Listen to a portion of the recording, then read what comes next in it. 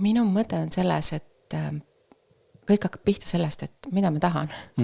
Mida ma siin elus tahan ja miks. Et kui ma tean, mida ma tahan, kuhu suunas ma oma asjadega liikuda tahan, siis ma oskan valida.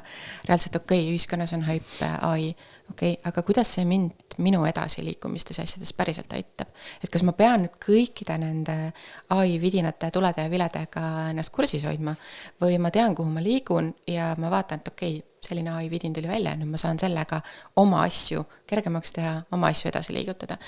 Et me oleme kuidagi läinud sellesse reageerimise või FOMOsse, et kõik taha või hirmu millestki ilma jääda. Ja tihti on, eks neid eesthõiskajaid on ju palju, kes toovad ka välja, et seda ei oska, siis on nüüd maailma lõpp, on ju. Et siis oled sa maha jäänud ja siis oled sa eilne päev. Et aga nagu miks?